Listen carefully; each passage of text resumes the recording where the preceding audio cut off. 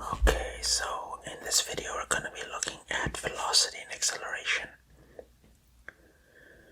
The reason why we're going to be looking at this right in the middle of our derivatives section is because derivatives are actually how we can calculate rates of change, and velocity and acceleration are indeed rates of change. So let's say you have a function that describes the distance. If you take its derivative, you're going to find the rate of change at which the displacement or the distance is being traveled. You'll have the velocity. And if you take the derivative of velocity at any given point as it's changing, that will give you the acceleration.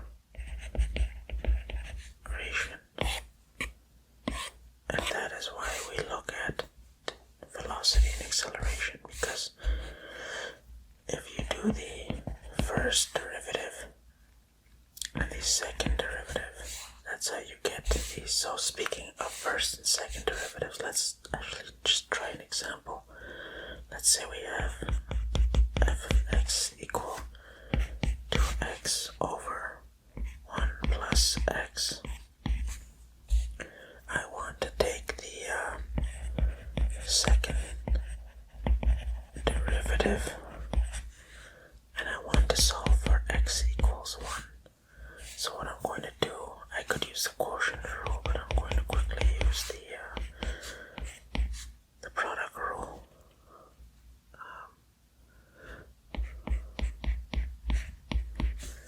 And it's just quicker for me to do. So I should have the derivative of the first one, which is 1 times plus the derivative plus x actually times the derivative of that one, so that'll give me negative 1.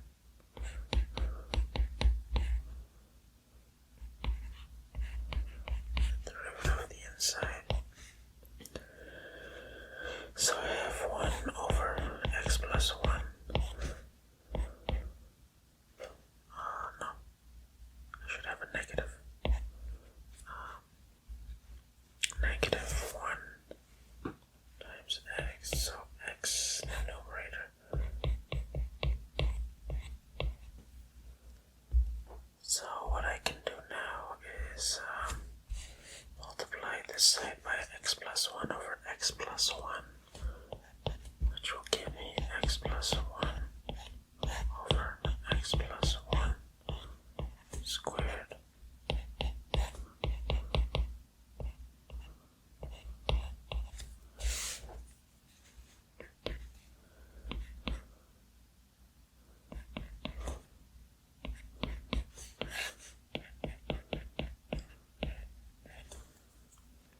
So x will be cancelled out, so I'm just left with f prime of x equal to 1 over x plus 1 squared. So now I want to take the double derivative of that. Let me just rewrite this like that. X plus 1. So I'm going to do the derivative of that using the chain function.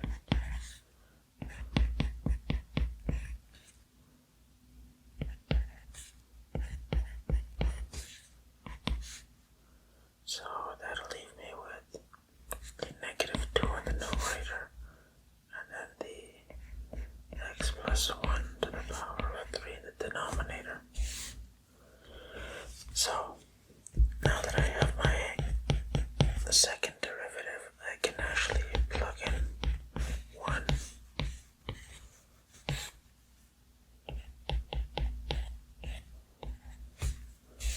So that will leave me with 2 to the power of 3,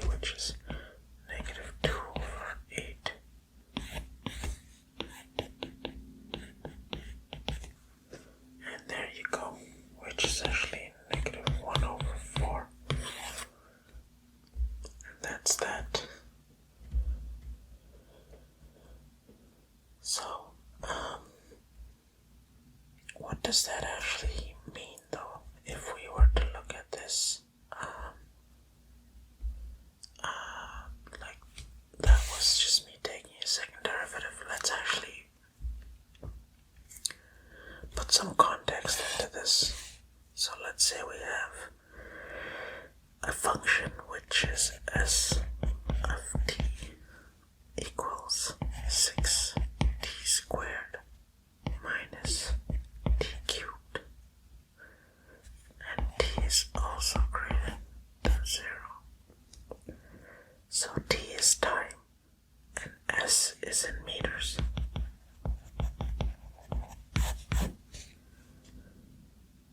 So what we want to do is find, well, this s being in meters, this is a function that describes the displacement. So now I want to find the velocity and acceleration at t equals 2. It's very simple.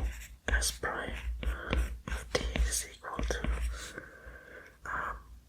12t minus 3t squared. And if we plug in 2 into that, 12 times 2 is 3 times 2 squared. That should give me 12. It's 24 minus 12, so 12. And if we do the second derivative, which will give me velocity, I should get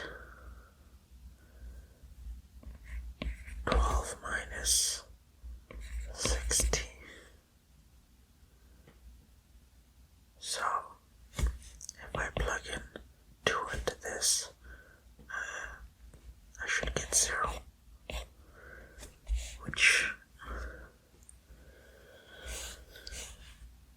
will tell me that if this is the function for displacement at 2 seconds, at the second, oh, that's interesting to say, at 2 seconds, the velocity will be 12.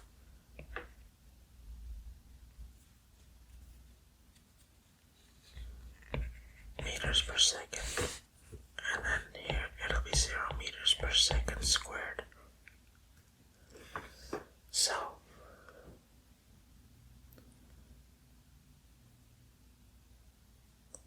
let's see what else we can do here with this world problem.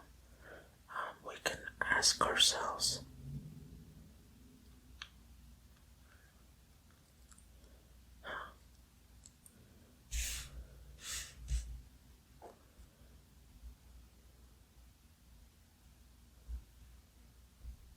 we can ask questions like,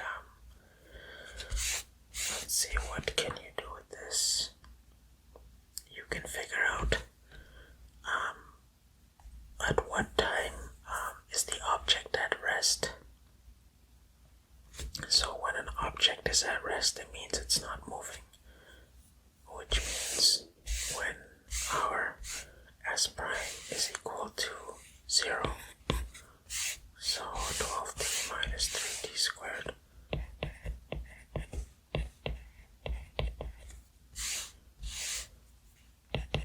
so you can actually just factor this out.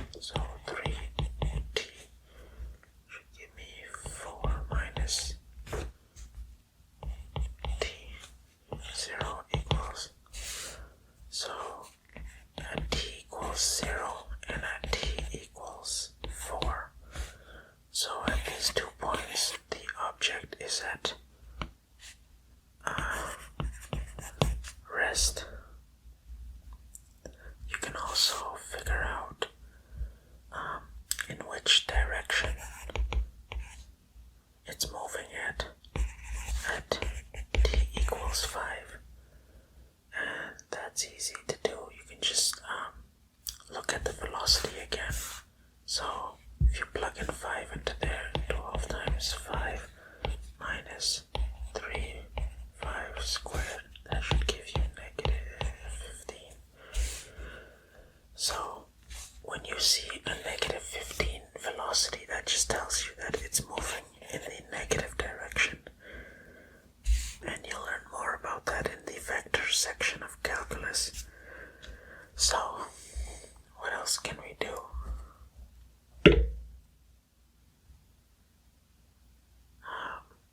Actually, I think I'll stop this one here. I think we covered the key points, that this velocity and acceleration, and you'll see that here we had an acceleration of 0. That's okay. That's not wrong. If something is moving at constant velocity, that means the acceleration is 0. It's not getting faster or slower. So that is correct. So, what else do we have? Maybe I could leave you with something to try on your own. Say y equals x squared plus 1 over x squared. Find the second derivative and throw that into the comments. But for now, that's all for this video, and I'll see you in the next one.